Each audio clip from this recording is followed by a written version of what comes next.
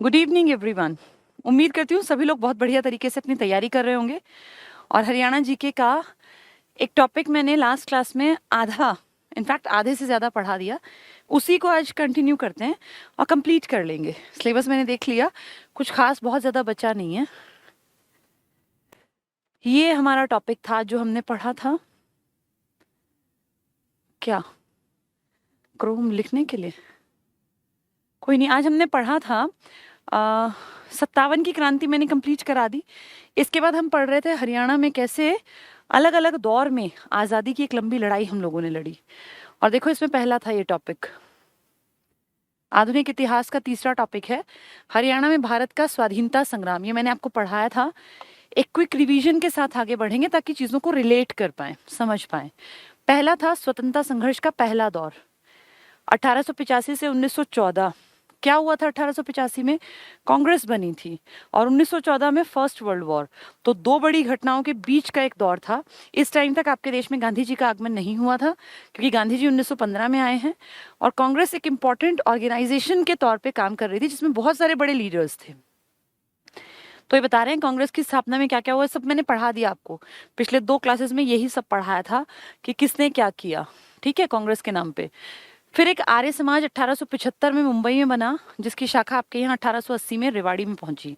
वैसे आपके यहाँ ना 1871 में पहले आर्य समाज बनाने से पहले स्वामी दयानंद सरस्वती घूम के जा चुके थे, लेकिन उनको फेमस जो किया वो आर्य समाज की शाखा ने किया। और वो मुंबई में पहली शाखा, हेडक्वार्टर आप मान लीजिए, उसकी पहली ब्रांच आपके यहाँ जो आई हरियाणा में वो रेवाड़ी में आई, जिसके कि सचिव कौन बनाए गए? लाला लाजपत राय जी, जिन्होंने 6 साल बाद 1886 में हिसार में फिर से आर्य समाज की शाखा खोली। ठीक है, तो आर्य समाज कंप्लीट था हमारा। ये पढ़ने से आएंगे तुम्हें सारे। एक बहुत इंपॉर्टेंट, हिसार में जो आर्य समाज को संभाल रहे थे लाला चंदूलाल, मैंने आपको बताया था तायल ब्रदर्स थे 3, एक हरीलाल था, एक चंदूलाल और एक बाल मुकुंद। वो गुप्त नहीं है, गुप्त तो बहुत बड़े पत्रकार हैं जो बहुत सारी चीजें लिखेंगे, वो अलग इंसान है। सनातन धर्म सभा, इस आर्य समाज से कुछ लोगों को लगा कि यार कहीं हिंदू धर्म जो है वो पिछड़ ना जाए। सनातन धर्म, पुराना हिंदू धर्म, वैदिक काल से भी जो प्राचीन मान्यता है कि चला आ रहा है, जिसका कोई पता ही नहीं है कि कब स्टार्ट हुआ। तो सनातन धर्म के लिए एक बहुत बड़ा एक आंदोलन चला और रूढ़िवादी जो हिंदू धर्म को पुराने टाइम में ब्राह्मणों की चीजों को खींचते आ रहे थे, बेसिकली हिंदू धर्म को, उन सब ने चलाया। तो इसमें कई बड़े बड़े नाम, जिनमें पंडित दीनदयाल शर्मा जी झज्जर जो है, इनका बहुत बड़ा योगदान था। फिर इन्होंने देखो उर्दू में अखबार निकाला, अखबारे मथुरा के नाम से, देखो ये रहा मथुरा अखबार उर्दू में। तो ये सब हमने पढ़ लिया। सिख संस्थाओं में हमने पढ़ा, अंबाला में कांग्रेस बनी, सिख सभा, सिंह सभा बनी, इन्होंने भी काम किया है ना। और स्टार्टिंग में जो हरियाणा था वो उत्तर पश्चिमी प्रांत अंग्रेजों के हिसाब से उसका हिस्सा था, बाद में ये पंजाब का हिस्सा बन गया हरियाणा। ठीक है, मार्ले मिंटो सुधार 1909 में हिंदू मुसलमान एकता पर प्रहार था, कुठाराघात था, अलग अलग डिवीजन कर दिए, निर्वाचन क्षेत्र अलग कर दिए। उस टाइम पर एक आदमी ने कहा था, शिव शंभू के चिट्ठे के नाम से व्यंग्य लिखा था, जिनका नाम था बाल मुकुंद गुप्त। देखो ये रहा, ने शिव शंभू का चिट्ठा, ये मैंने आपको पूरा पढ़ा दिया। होम रूल आंदोलन, पंडित नेकीराम शर्मा जी, बहुत बड़ा नाम, मैंने बहुत रिस्पेक्ट के साथ बताया था कि ये वो आदमी है जिसने स्टार्टिंग में कहा था फर्स्ट वर्ल्ड वॉर में मत घुसो, हरियाणा पंजाब के लड़कों मत जाओ, तुम्हें नहीं शामिल होना चाहिए, जबकि गांधी कह रहे थे कि चलो इसमें तुम्हें शामिल होना चाहिए। सर छोटू राम भी कह रहे थे, वो तो बाद में उन दोनों की विचारधाराएं अलग हुई असहयोग के टाइम पर। ठीक है, तो ये होम रूल आंदोलन, तिलक का, एनी बेसेंट का एक बहुत बड़ा कॉन्सेप्ट, जो आपके हरियाणा में खुद तिलक कभी नहीं आए, आपके यहाँ लाला जी की कर्म भूमि है लेकिन तिलक नहीं आए, यहाँ पे काम किया पंडित नेकीराम शर्मा। पूछ लेंगे होम रूल आंदोलन में हरियाणा में किसने काम किया, तो नेकीराम शर्मा। रॉलेट एक्ट और सत्याग्रह, रॉलेट एक्ट जिसको आप कहते हैं काला कानून, जिसके लिए बिना वकील, बिना अपील, बिना दलील का कानून कहा गया था। सत्याग्रह जिसके कारण जो है फिर आपका गांधी जी भी यहाँ आए थे और फिर उनको गिरफ्तार कर लिया गया था पलवल में, वो सारी कहानी। ठीक है, इसके बाद गांधी जी, पलवल, ये सब मैंने आपको पढ़ा दिया। असहयोग आंदोलन भी गांधी जी की कोशिश थी, जिसमें कि बहुत बड़ा रोल प्ले किया लाला लाजपत राय जी ने, लाला मुरलीधर जी ने, बहुत सारे ऐसे बड़े बड़े लीडर्स ने। ये हमने पूरा पढ़ लिया था सारा। ठीक है, इसके बाद फिर सरकारी अपने यहाँ भारत के स्कूल बने, राष्ट्रीय शिक्षा पे काम हुआ, स्वराज पार्टी जब इनमें आपस में टकराव आया चौरा चौरी के बाद, ये सब पढ़ा दिया मैंने आपको। छोटू राम जी, सब कंप्लीट है हमारा। नौजवान भारत सभा मैंने आपको बताई थी, इसको बैन कर दिया, सभी ने अवज्ञा यज्ञ चला था, नमक बनाया था हम लोगों ने, बहुत सारे काम किए थे, चुनाव मैंने पढ़ा दिए थे। तीसरा दौर 37 से 47 यूनियनिस्ट पार्टी जीती थी, याद करो। फिर यूनियनिस्ट पार्टी के दफ्तर को तब्दील कर दिया था पंजाब वाले को मुस्लिम लीग में। तब सर छोटू राम और जिन्ना की आपस में कहा सुनी हुई, फिर सांप्रदायिक दंगे तक बात पहुंची थी। भारत छोड़ो आंदोलन में कई लोकल लीडर्स थे जिनमें कि बहुत सारे लोगों ने काम किया था। फिर इस तरह से आजाद हिंद फौज हमने पढ़ा था, कितना था वो 2715, याद होगा ना, 2715, जिनमें से 346 हमारे, देखो ये रहा 2715 नवयुवक, 346 हमारे वीरगति को प्राप्त। पहला और दूसरा विश्व युद्ध मैंने आपको अच्छी तरह बताया था कि उन्होंने कहा था भर्ती करवा दो, हमारे जो तगड़े लीडर्स थे उन्होंने मना कर दिया। चुनाव मैंने बता दिया था, चौधरी लहरी सिंह बहुत बड़ा नाम था, ये भी कहा था पूछे जाते हैं, ठीक है। ये देशी रियासतें और स्वतंत्रता आंदोलन, ये था इंपॉर्टेंट जो हमें पढ़ना था। लकाउल्ला खां का लास्ट पॉइंट मैंने पढ़ा दिया था। आपके यहाँ जब भारत आजाद हुआ तो एक प्रांत था ब्रिटिश भारत, जिसपे सीधा ब्रिटिश सरकार का कब्जा था। आजादी के बाद एक प्रांत आपका था जो कि देशी रियासतों का था। आजादी से पहले की लड़ाई में कांग्रेस ने कहा देशी रियासतों को कि भाई देखो, हम तो कांग्रेस हैं, हम तो ब्रिटिश भारत के लिए लड़ रहे हैं, तुम लोग अपनी लड़ाई हमारे साथ मिलकर लड़ो और अपने यहाँ पे ना प्रजामंडल बना लो। प्रजामंडल में एक लीडर होगा और पूरी प्रजा रियासत की उसके साथ, और वो अंग्रेजों के खिलाफ ये जो देशी राजा बैठे हैं, उनके जो पिट्ठू बैठे हैं, इनको हटाने की कोशिश करेंगे। तो उसी के लिए था देशी रियासतों का स्वतंत्रता जो आंदोलन में हिस्सेदारी थी।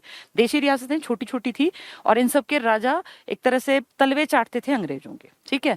भारतीय कांग्रेस ने देशी रियासतों की जनता को सलाह दी कि यदि वो चाहें, जनता, राजा क्यों चाहेंगे, तो वे अलग से अपने प्रजामंडल, प्रजा मतलब जनता, मंडल बनाकर आंदोलन कर सकते हैं। 27 में देशी रियासतों की जनता को एक सूत्र में बांधने के लिए All India State People's Conference का गठन किया गया। दो जाना रियासत, अब 2-3 रियासतें बताएंगे, बहुत इंपॉर्टेंट नहीं है, सिर्फ सुन लो क्योंकि एक आधी बात पूछी जाएगी। दो जाना रियासत 24 गांव की रियासत थी। 1805 में ये रियासत, यहाँ एक राजा हुआ करता था। दूसरे आंग्ल मराठा युद्ध, यानी अंग्रेज मराठों के साथ लड़े, और शायद आप जानते हो आपका हरियाणा पहले मराठों के पास था। मराठों से ही संधि करके अंग्रेजों ने हरियाणा अपने हिस्से में लिया। सुरजी अंजन गांव की संधि हुई थी 1803 में, जिसके बाद हरियाणा लिखित में अंग्रेजों के पास चला गया मराठों से। मराठे महाराष्ट्र के, कहाँ हरियाणा, कहाँ अंग्रेज, और फिर लिखित पढ़त में कह दिया ये हिस्सा अंग्रेजों का। हमने फिर भी बगावत की कि हम कैसे अंग्रेजों के अंडर रहेंगे। 1809-10 पकड़ते पकड़ते पूरे हरियाणा पर अंग्रेजी कब्जा था। उन्होंने हमें किस में मिलाया, उत्तर प्रदेश, जो उस टाइम उत्तर पश्चिमी प्रांत था। बाद में इस क्रांति के बाद की बातें, 57 के बाद फिर हम पंजाब का हिस्सा, ठीक है। तो आंग्ल मराठा युद्ध हुआ था अंग्रेजों का मराठों का, पटौदी रियासत की स्थापना हुई थी। इसी के बाद तो ये सुरजी अर्जन संधि के आसपास की घटनाएं हैं। भारत छोड़ो आंदोलन में हिस्सेदारी थी हमारी 42 के बाद। पटौदी रियासत यानी जो आज गुड़गांव का हिस्सा है, कि जनता ने गौरी शंकर वैद्य, ये आदमी का नाम है गौरी शंकर वैद्य, इसको नेता बना लिया। पटौदी रियासत ने कहा भाई ये हमारा लीडर है, ये हमें आजादी दिलाएगा। ये रियासत के प्रजामंडल है, ठीक है। तो 42 के बाद पटौदी रियासत की जनता ने गौरी शंकर वैद्य के नेतृत्व में प्रजामंडल की स्थापना कर यहाँ के तत्कालीन नवाब, नवाब किसका चाटुकार होगा, अंग्रेजों का, जनता उसके खिलाफ खड़ी हुई, तो नवाब मोहम्मद इफ्तिकार अली खान के विरुद्ध बगावत कर दी। समझ रहे हो, जो देसी रियासतें थी ना, ये सब अब वो डरपोक राजा थे जिनमें इतनी हिम्मत नहीं थी कि अंग्रेजी सियासत के खिलाफ ये बोल पाए। तो ये डरपोक दब्बू राजा प्रजा को दुखी करते, टैक्स वसूलते और एक सामंत की तरह ये काम करते और अंग्रेजों को पैसा दे देते।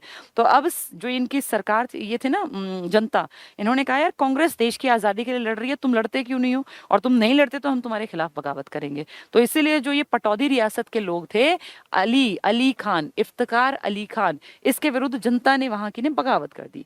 1946 अब पूरे में बगावत होगी। क्यारम में पटौदी के नवाब ने वैद्य गौरी शंकर को कारागार में, उसने पकड़ा कि अच्छा ये तुम्हें सिखाता है मेरे खिलाफ, राजा के खिलाफ जाना, उसको जेल में डाल दिया। वैद्य गौरी शंकर की गिरफ्तारी के बाद गुड़गांव के कांग्रेसी नेता, अब जब वैद्य पकड़ा गया, जो ये एक तरह से क्रांतिकारी लीडर था, इसको पकड़ लिया, तो कांग्रेस ने कहा यार ऐसे तो फिर देसी रियासतों को दबा देंगे सब लोग मिलके, यहाँ के नवाब, अब मैं इसको लीड करूंगा। यानी कांग्रेस ने पहले कहा लोगों को कि देखो भाई हम नहीं आते, तुम और राजा के अंडर अपने खुद के प्रजामंडल बनाओ, क्रांति करो, कोशिश करो आजादी की। इन घटिया अंग्रेजों के चाटुकारों से उन्होंने क्रांति की कोशिश की, राजा ने पकड़ के जेल में डाल दिया। अब कांग्रेस का लीडर आया कि यार तुम तो सिर पे ही चढ़ गए, एक तो तुम बोल नहीं सकते, तुम उनके पिट्ठू बने घूमते हो और तुम हमें परेशान करते हो। तो अब वो मैदान में आ गए। कांग्रेसी नेता गजराज सिंह ने आंदोलनकारियों का नेतृत्व किया। कब? जब वैद्य शंकर, जो उनका लोकल लीडर था, उसको पकड़ लिया।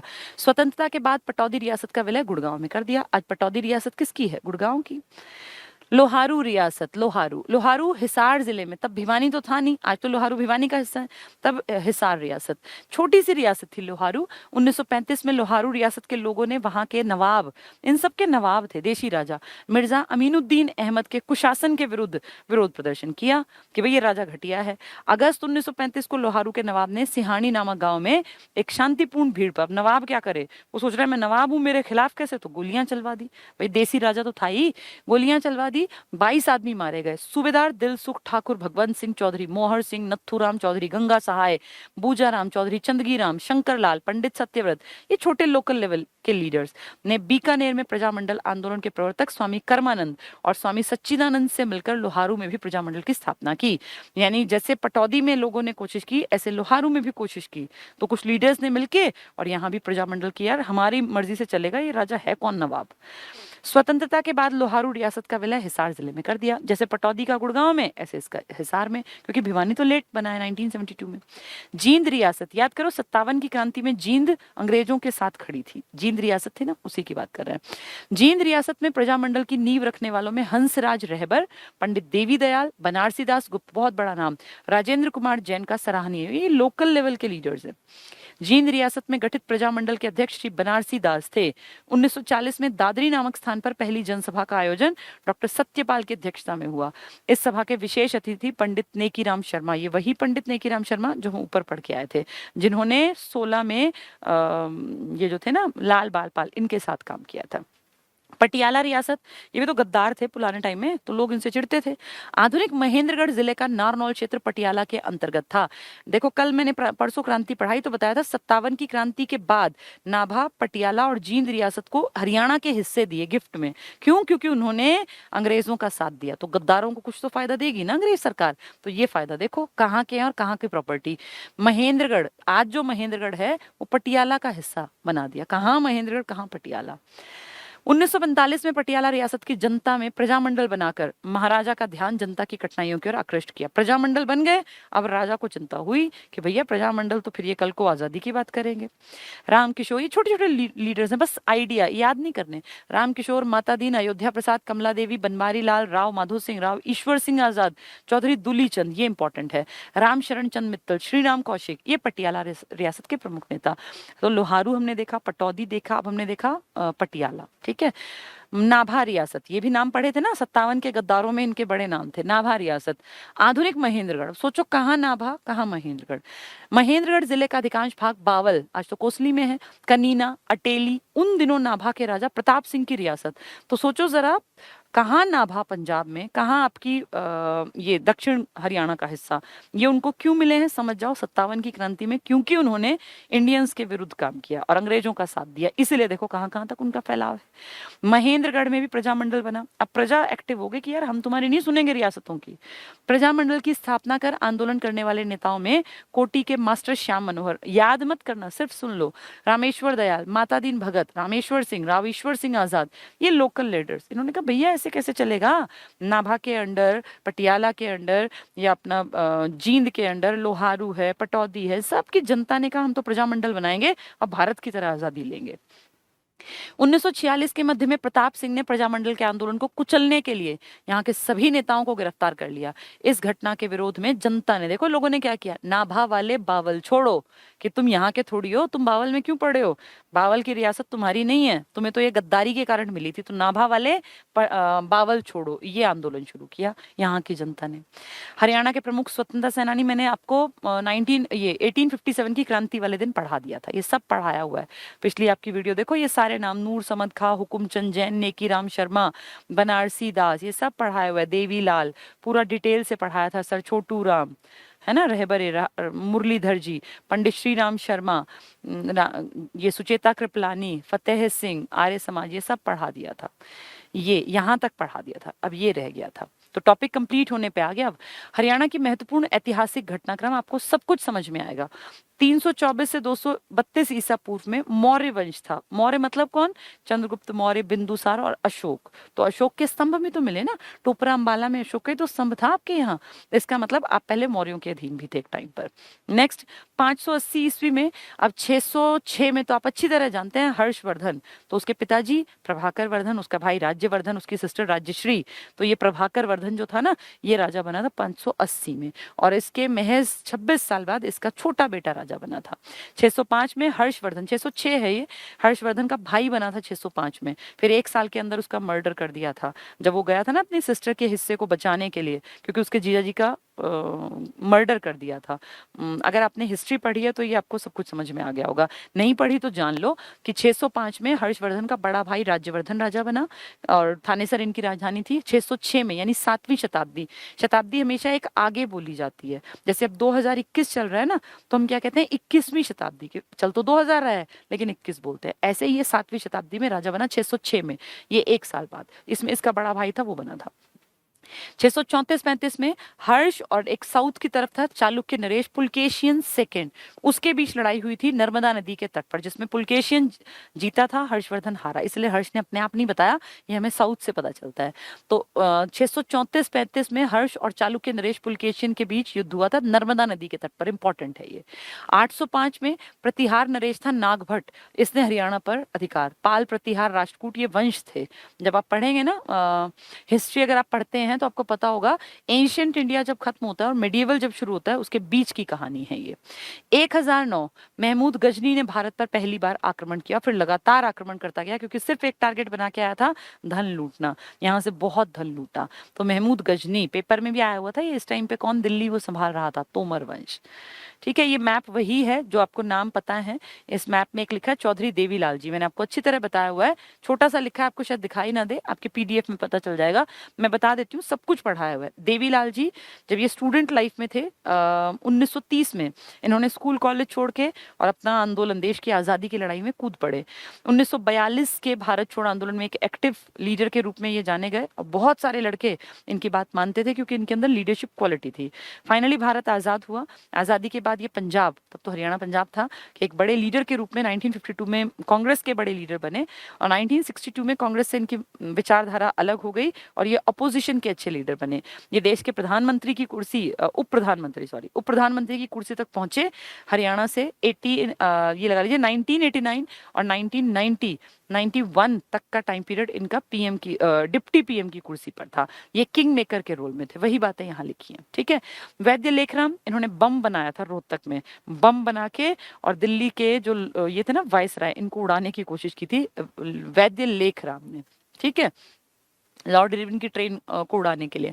भगवत दयाल शर्मा, बीडी शर्मा, ये आपके फर्स्ट सीएम है। सीएम का टॉपिक अगर आपने डिटेल से किया तो आपको सब कुछ पता होगा कि ये कहाँ के थे, कब से कब तक इनका कार्यकाल था। सर छोटू राम लिखा है अगला नाम। छोटू राम जी को हम कई दिनों से लगातार सुन रहे हैं नाम, बहुत बड़ा योगदान भाखड़ा नांगल का पानी हरियाणा तक लाने में। और छोटू राम जी वो हैं जिन्होंने अनाज की बिक्री के लिए मार्केटिंग बोर्ड बनवा दिया, जिन्होंने किसानों के लिए बहुत काम किया, इसलिए किसानों के मसीहा रहबर कहलाते हैं। मतलब किसानों के ऊपर, मतलब जिनके मन में बहुत काइंड फीलिंग्स हो, ऐसे वाले लीडर। सर की उपाधि दी गई, बहुत ही जेंटल इंसान थे, हाइट छोटी थी इसलिए, और कुछ घर में भी सबसे छोटे थे तो नाम पड़ गया छोटू राम। वैसे राम रिचपाल इनका असली नाम था। ठीक है, तो वही बताया गया है। लाला सुल्तान सिंह कुछ नहीं, आंदोलनों में भाग लेने वाले एक लोकल लेवल के लीडर थे।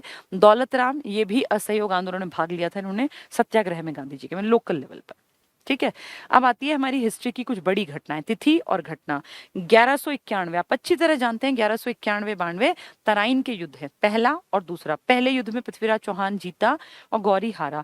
गलती कर गया पृथ्वीराज चौहान, एक बड़ा राजपूत, बहुत बड़ा ताकतवर लड़का, समझदार था, लेकिन कहीं कहीं काइंड हार्टेड होना नुकसान पैदा कर देता है, और रहम जो कर दिया इन्होंने वो इनकी गलती साबित हुई, क्योंकि जिस पे रहम किया उसको शर्म नहीं आई, और एक साल बाद वो दोबारा से एक बड़ी सेना लेके वापस से चढ़ाई करके, और इस बार उसने नहीं छोड़ा, उसने रहम दिली नहीं दिखाई, और इसलिए इंडिया की हिस्ट्री में मध्यकाल पूरे का पूरा इस्लाम धर्म बहुत ऊंचाइयों पे पहुंचा। धर्म से कोई दिक्कत नहीं है, लेकिन एक छोटी सी गलती, अगर हिस्ट्री ऐसी ना होती, लेकिन अगर है तो फिर वो बात नहीं बनती ना।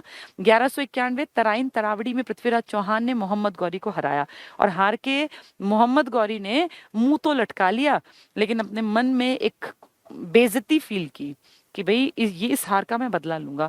और उसने कभी ये थैंकफुल होके नहीं सोचा कि मेरी जान बख्श दी। वैसे तो युद्धों की एक तासीर रही है कि जो जीतता है वो जो हार जाता है उसकी गर्दन काट देता है। ज्यादातर युद्धों में ऐसा ही करते हैं ताकि अगली बार वो सोच ही ना पाए, वो कम से कम खत्म हो जाए।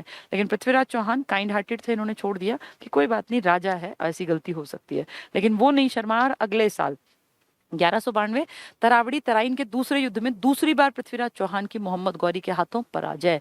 और अब पराजय पराजय नहीं, अब खात्मा भी, जिंदगी खत्म। 1194 मोहम्मद गौरी ने रोहतक पर आक्रमण किया। गौरी थोड़ी रुकेगा, गौरी तो लगातार आएगा। अगर उसी साल मार दिया जाता तो शायद ये कहानी ऐसी ना होती, लेकिन शायद की जगह नहीं होती। रोहतक पर आक्रमण किया और वहां के मंदिरों को तोड़ा। तो देखो हिस्ट्री कैसे मोड़ ले रही है। 1266 से 87 के बीच में बलबन, जो एक बहुत कट्टर आदमी था, कट्टर मुसलमान था, उसने हरियाणा दिल्ली पर राज किया। हरियाणा पर बलबन का अधिकार, बलबन को मेवातियों ने बहुत दुखी किया, लेकिन फिर इसने मेवात के जंगल कटवा दिए। और उनको कहते हैं इतना मतलब ऐसा आदमी था ये कि इरिटेशन में जो ये मेवात के लोग थे ना, इनकी गर्दन कटवाई थी जो मारे गए। उन सबकी गर्दनों को इकट्ठा करके मीनार, मतलब गर्दन गर्दन गर्दन इकट्ठी करके पूरी मीनार बना दी। और फिर वहां बैठ के इसकी सेना ने शराब पी थी। मतलब एक सेंस ऑफ ये प्राउड कि भैया हमने, प्राउड तो क्या है, घमंड है ये तो, कि देखो अगर ऐसा किया तो हम ऐसा कर सकते हैं। ये है वो बलबन। ठीक है। 1290 में खिलजी वंश का आगमन हुआ, क्योंकि दिल्ली में, दिल्ली सल्तनत में गखत तस्लम, आपने हिस्ट्री में पढ़ा होगा, गुलाम, खिलजी, तुगलक, सैयद, लोदी, मुगल। पेपर में आया भी हुआ था इसके ऊपर एक क्वेश्चन। ठीक है। अब कल परसों वाले एग्जाम में जो ये अपना हुआ है ग्राम सचिव का। तो 1290 खिलजी वंश। 1398 में तैमूर ने हरियाणा पर आक्रमण किया। ये वही तैमूर है जिसका एक पैर भी खराब है।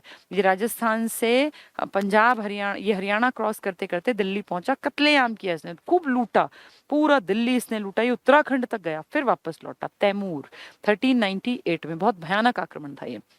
1478 से 1583 सीही फरीदाबाद में सूरदास का जन्म हुआ, जो जन्मांध थे, जन्म से अंधे थे, पर कृष्ण की ऐसी भक्ति इन्होंने करके दिखाई, ऐसे रूप का वर्णन किया, ऐसा लगता है कि कोई सामने देख के भी उस चीज को ऑब्जर्व नहीं कर पाया, जो इन्होंने मन की आंखों से कृष्ण को देखा। तो सीही गांव फरीदाबाद में किसका जन्म हुआ? सूरदास का। बहुत इंपॉर्टेंट है, बहुत बार आता है।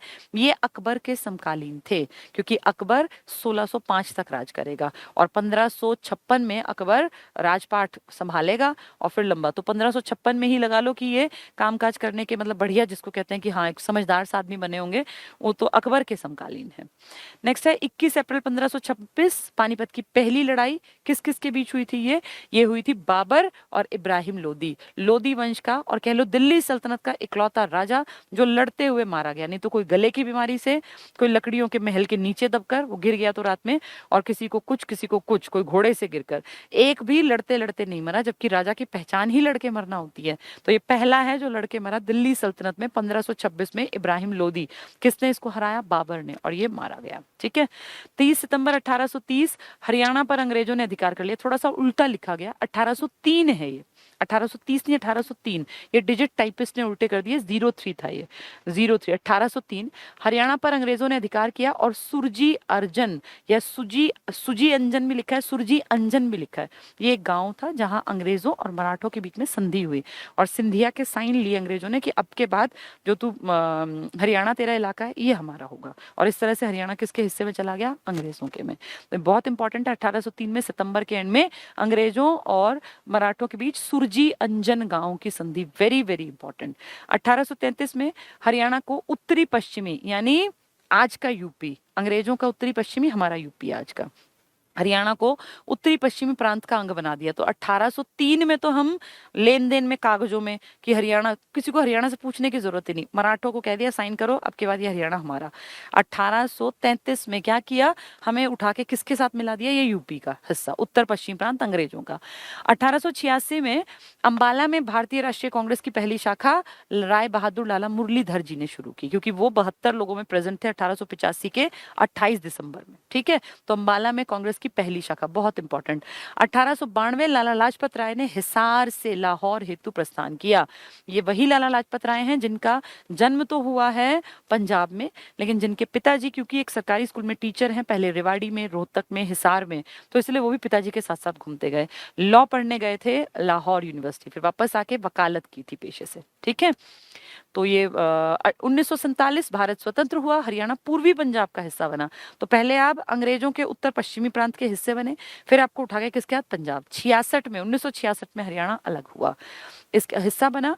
1949 में सच्चर फॉर्मूला, आप जानते हैं भीमसेन सच्चर ने फॉर्मूला दिया था 2 क्षेत्रों का, हिंदी क्षेत्र और पंजाबी क्षेत्र, जो कि फायदेमंद नहीं था, फिर भी लागू हुआ। ये 1 अक्टूबर को, गांधी जी के जन्मदिन से एक दिन पहले 1 अक्टूबर 1949 को सच्चर फॉर्मूला। सच्चर दूसरे सीएम थे भार्गव के बाद पंजाब के, पंजाब तब हम भी पंजाबी थे। 1 नवंबर 66 हरियाणा राज्य का उदय हुआ। चंडीगढ़ यूटी बन गया। चंडीगढ़ कहाँ है? पंजाब में। यूटी क्यों बनाया? क्योंकि हम लड़ते कि ये हिस्सा हमें चाहिए, पंजाब कहता मैं दूंगा नहीं, इसलिए कह दिया 13-13 दोनों का साझे का ये यूटी है कहाँ पे स्थित? पंजाब के अंदर। किसी भी राज्य की राजधानी उसके अंदर ही होती है, तो आप पहले पूरा पंजाब था, उसमें से काट के हरियाणा अलग कर दिया, तो राजधानी तो तब भी पंजाब में ही थी ना, आज भी पंजाब में ही है। ठीक है, यूटी बनाया। बीडी शर्मा, भगवत दयाल शर्मा हरियाणा के पहले सीएम बने। अन्य महत्वपूर्ण तथ्य जल्दी से पढ़ते हैं, सब आपको आता है, मैंने सब पढ़ा दिया, ये सिर्फ एक रिवीजन के लिए मैंने लास्ट में लिखा था, ताकि बच्चा जो है वो रिवाइज कर ले पूरे चैप्टर को। चैप्टर टफ है, अगर आप सोचेंगे सिर्फ सुन के आएगा, नहीं आएगा, बैठ के पढ़ना पड़ेगा। रियासतें कौन कौन सी, किस किस में शामिल हुई, कौन किस टाइम पे एक्टिव था, कौन सा बड़ा लीडर, सब याद करना पड़ेगा। अब ध्यान से सुनो, सब तुम्हें आता है। 1880 में स्वामी दयानंद सरस्वती, जो कि 75 में आर्य समाज बने हैं, वो आपके यहाँ आएंगे और गौशाला बनाएंगे। 1880 में स्वामी दयानंद सरस्वती रेवाड़ी के मध्य गौशाला खोली। तो पूछेंगे पहले गौशाला बनी या पहले रेवाड़ी में दयानंद सरस्वती जी की ब्रांच बनी? तो आप कहोगे पहले गौशाला फिर आर्य समाज। ठीक है, बहुत इंपॉर्टेंट, पहले गौशाला। 10 अप्रैल 1875 को स्थापित आर्य समाज, ये कहाँ? मुंबई में।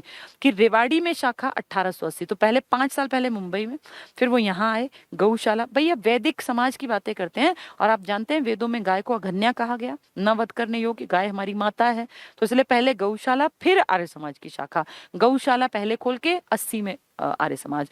कट्टर हिंदुओं ने, अब उनको लगा अरे भैया ये तो आर्य समाज ही सारा कुछ अपने हिसाब से करेंगे तो हिंदू धर्म खत्म कर देंगे, तो उन्होंने कहा हम भी सनातन धर्म सभा बनाएंगे। ठीक है, तो झज्जर में कट्टर हिंदुओं ने, और विरोध स्वरूप झज्जर में 1886 में सनातन धर्म की शाखा, कि भाई कहीं आर्य समाज इसको खत्म ना कर दे हिंदू धर्म को। तो इसलिए, क्योंकि आर्य समाज ही ना थोड़े से उस तरह के होते हैं, जैसे जो कट्टर हिंदू हैं उनकी रूढ़िवादिता होती है, आर्य समाजी रूढ़िवादी नहीं होते, इसलिए उन्होंने कहा भैया हमें अपना काम करना पड़ेगा वरना हम खत्म हो जाएंगे।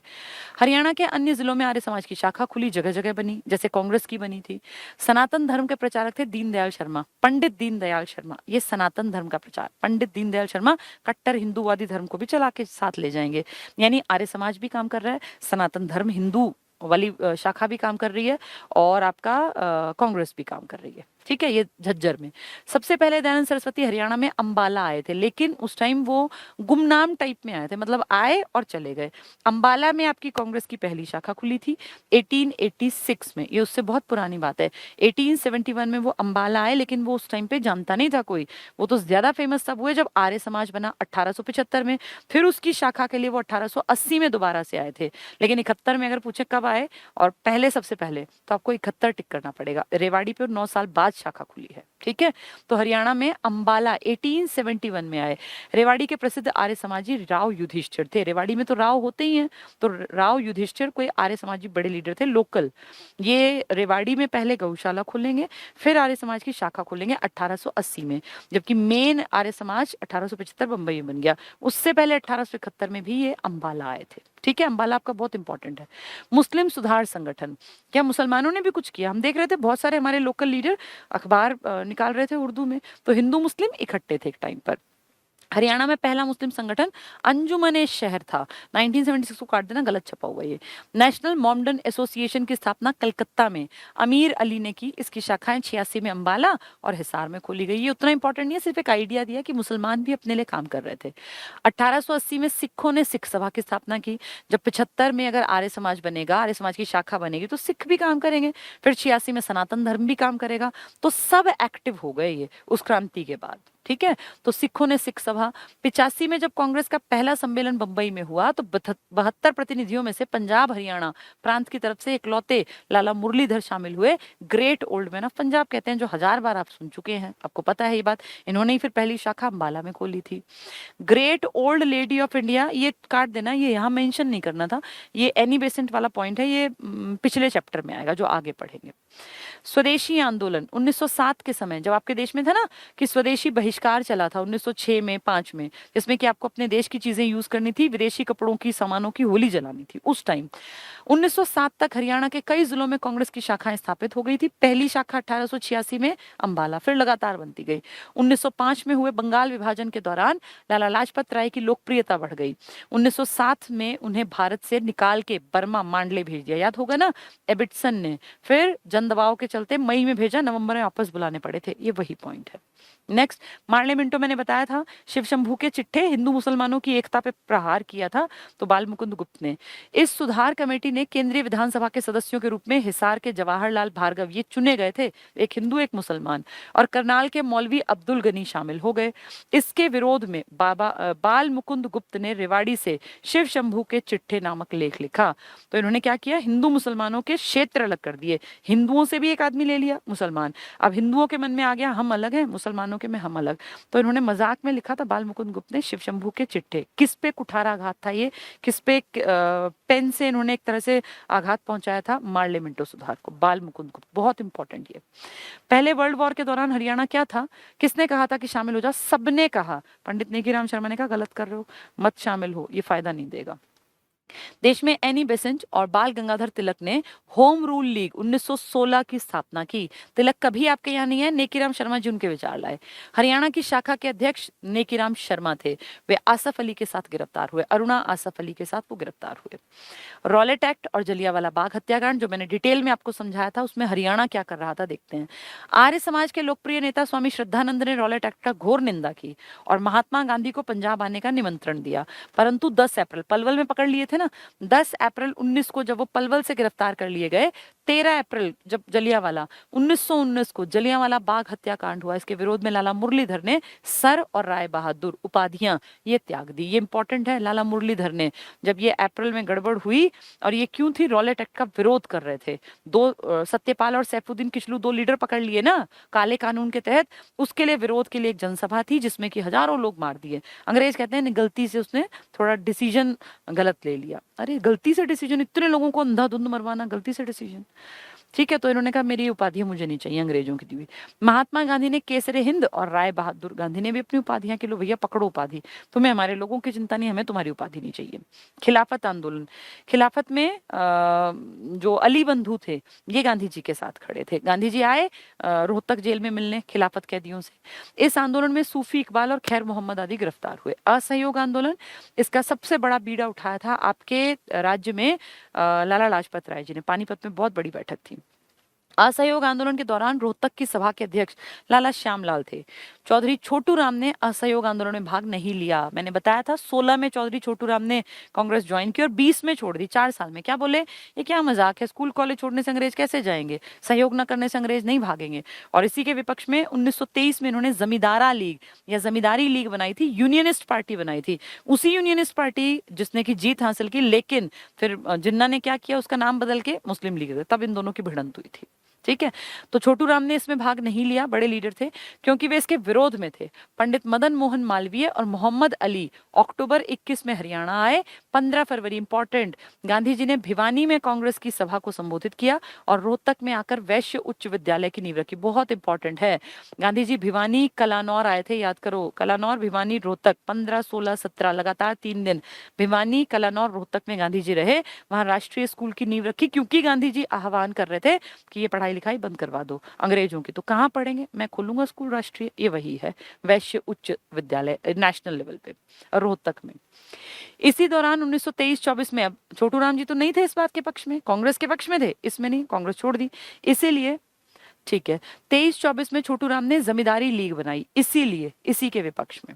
साइमन कमीशन आपको अच्छी तरह पता है, विरोध करते हुए लाला लाजपत राय जी के ऊपर लाठियों से प्रहार, अक्टूबर की घटना है, नवंबर में 17 नवंबर को वो एक्सपायर हो गए। झज्जर की नगर पालिका को साइमन को वापस जाने के लिए प्रस्ताव पारित किया। झज्जर की नगर पालिका, भैया इसको वापस भेजो, इनको थोड़ी शर्म थी, ये तो नवंबर 1927 में इनको कमीशन नियुक्त किया, फरवरी में आ गए, अक्टूबर में घूमते घूमते लाहौर पहुंचे। इतनी चोट लगी लाला जी को, इतने ऊंचे कद था उनका राजनीति में कि कुछ दिन तड़प के दुखी होके वो एक्सपायर हो गए। साइमन कमीशन के विरोध में 30 जनवरी, ये गलत लिखा है, 30 अक्टूबर कर लेना इसको, 30 अक्टूबर, फरवरी में तो ये आए थे। 30 अक्टूबर 28 को लाला लाजपत राय को लाठियां मारकर घायल कर दिया और कुछ दिन बाद उनकी मृत्यु हो गई।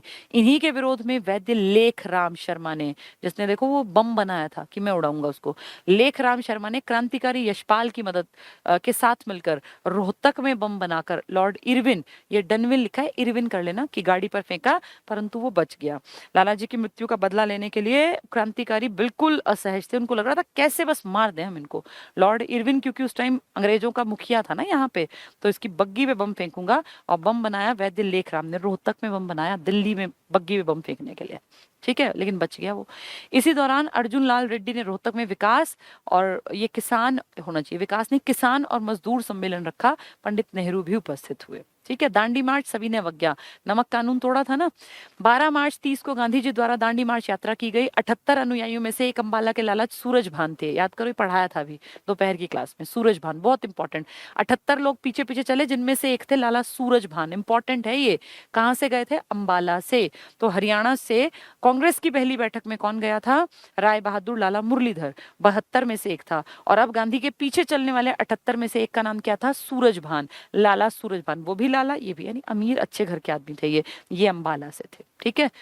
नेक्स्ट 1930 में हुए सविनय अवज्ञा आंदोलन में लाला दुलीचंद की बेटियां, बताया था ना, विद्यावती, यशोदा, ये लड़कियां थी इनकी, जमुना या यमुना, यशोदा, विद्यावती, जमुना, किसकी बेटी है? लाला दुलीचंद की। 1930 में महिलाएं एक्टिव थी, 20 वाले में महिलाएं एक्टिव नहीं थी, सविनय अवज्ञा में आई थी औरतें, नमक कानून वाले में, उससे पहले महिलाएं इतनी एक्टिव नहीं थी।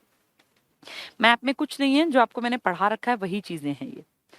सविनय अवज्ञा आंदोलन के दौरान हरियाणा के लोगों ने टैक्स मत दो अभियान चलाया।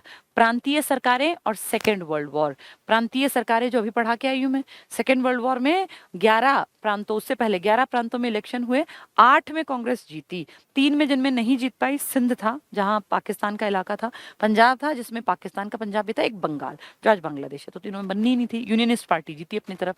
35 के भारत शासन अधिनियम के तहत 37 में चुनाव संपन्न हुए। 1939 में सेकेंड वर्ल्ड वॉर के दौरान प्रांतीय सरकारों ने इस्तीफा दे दिया, ये कह के कि भैया हमसे पूछा ही नहीं, कैसी सरकार, क्या फायदा ऐसी सरकार का जब हमसे तुम पूछते ही नहीं, हमें नहीं चाहिए ऐसी सरकार, हमने इस्तीफा दे दिया। इस बात से बहुत खुश हुई थी मुस्लिम लीग, उन्होंने इसको आजादी दिवस रूप में, आजादी मतलब कांग्रेस से आजादी। पंजाब में यूनियनिस्ट पार्टी 1923 में बनाई थी ना, फजली हुसैन के साथ अपने छोटू राम जी ने, किस सरकार बनी, इन्होंने नहीं छोड़ी सरकार। यूनियनिस्ट पार्टी 23 में फजल अली और छोटू राम द्वारा स्थापित की गई। यूनियनिस्ट पार्टी के महत्वपूर्ण नेता सिकंदर हयात भी थे, ये पेपर में आ जाएगा। सिकंदर हयात किस पार्टी के? Unionist party. बनाई किसने? फजली हुसैन, सर छोटू राम ने 1923 में। जब ये क्यों गुस्से में आए थे छोटू राम? असहयोग आंदोलन के पक्ष में नहीं थे।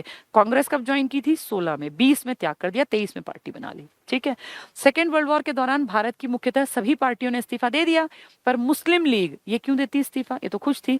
मद्रास जस्टिस पार्टी और यूनियनिस्ट पार्टी जो आपके हरियाणा पंजाब में थी, इन्होंने इस्तीफा नहीं दिया, और 11 में से 8 में कांग्रेस थी, 8 खाली हुए, ये 3 भरे रहे, ठीक है।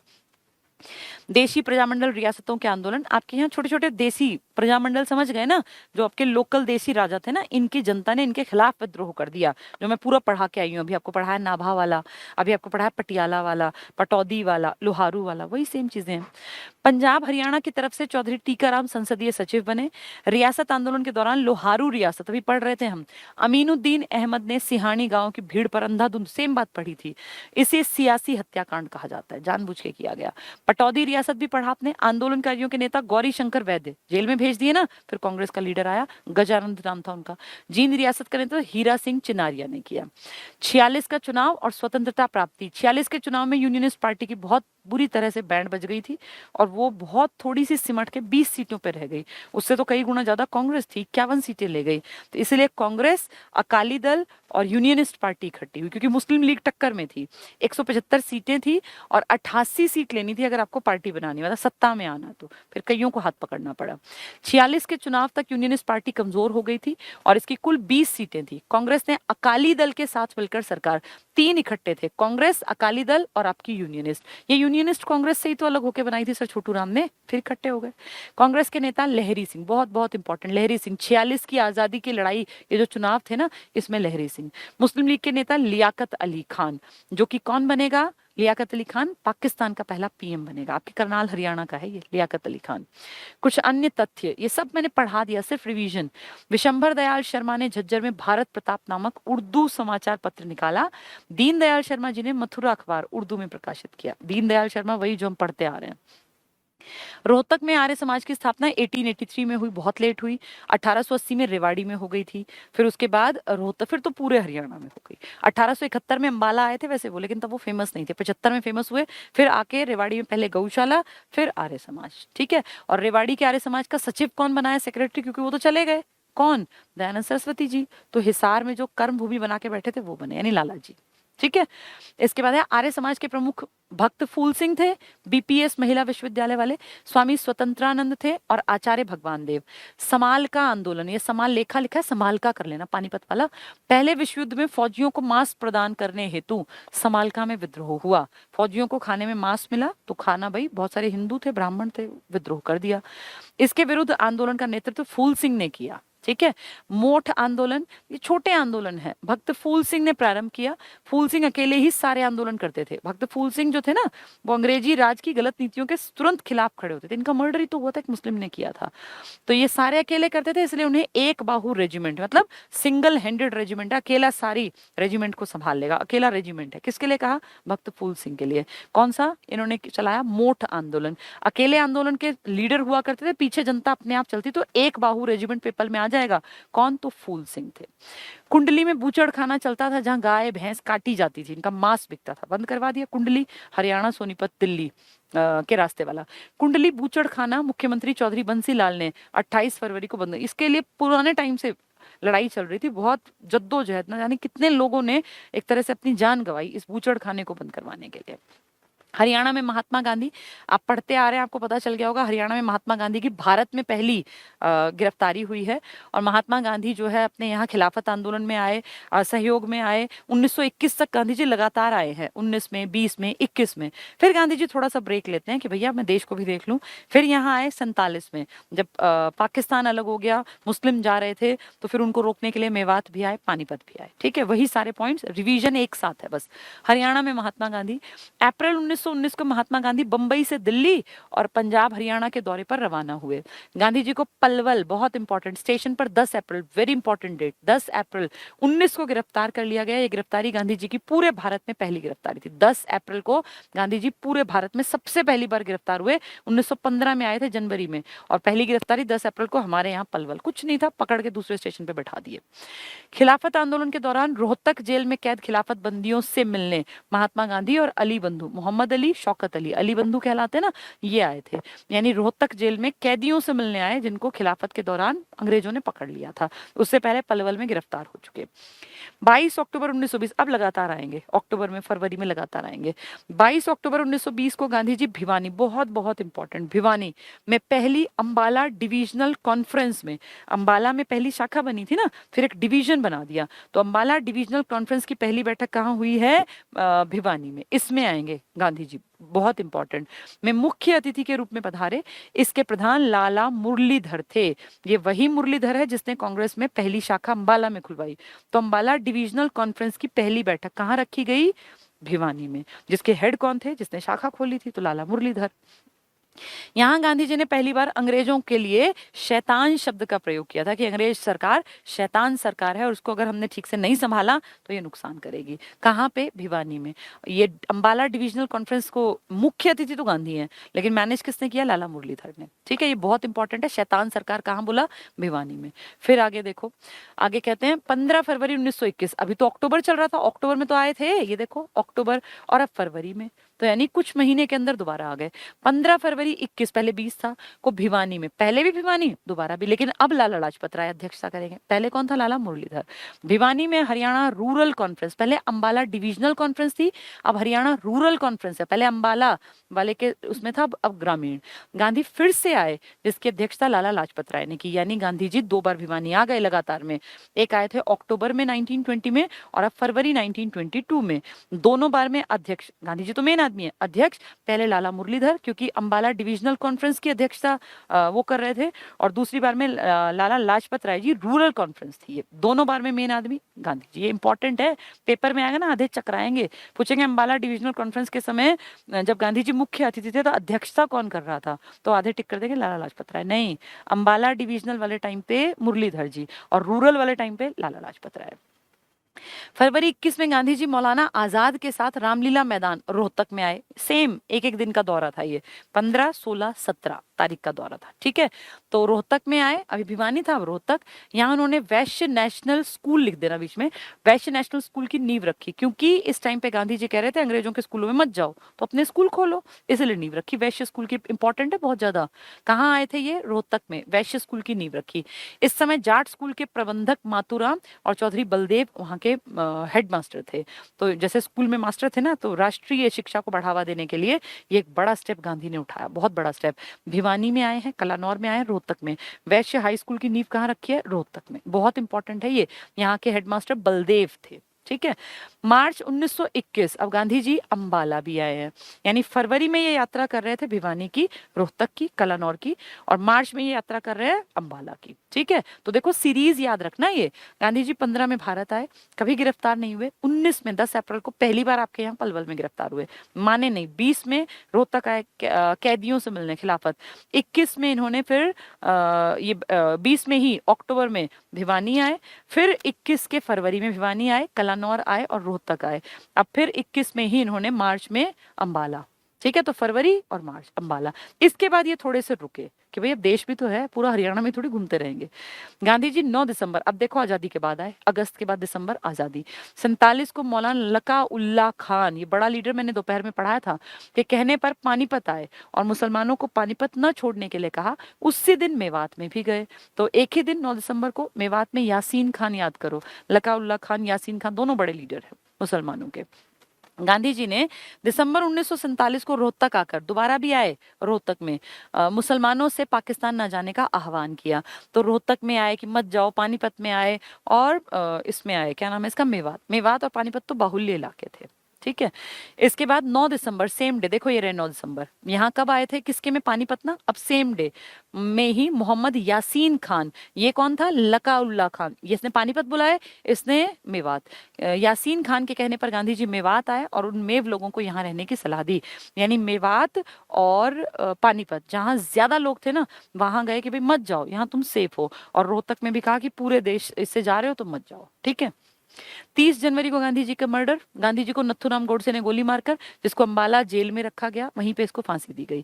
नथुराम गोडसे को 15 नवंबर 1949, गांधी जी का मर्डर सामने स्पष्ट, वो कह रहा है मैंने मारा, तब भी केस चला, उस केस को चलने में 1.5 साल लगा, और तब जाके 15 नवंबर, मर्डर हुआ है 30 जनवरी को, 2 साल पूरे होने वाले हैं। नवंबर का भी आप लगा लो, आधा चला गया, और 2.5 महीने बाद 2 साल पुराना केस हो जाता, 50 आ जाता। तो 15 नवंबर 1949 को अंबाला जेल में फांसी दे दी गई। तब आपका हाई कोर्ट दिल्ली में नहीं था, दिल्ली का हाई कोर्ट तो लेट बना, तब आपका high court Shimla high court था, जहां सुनवाई होती थी, और रखा कहाँ था, अंबाला में।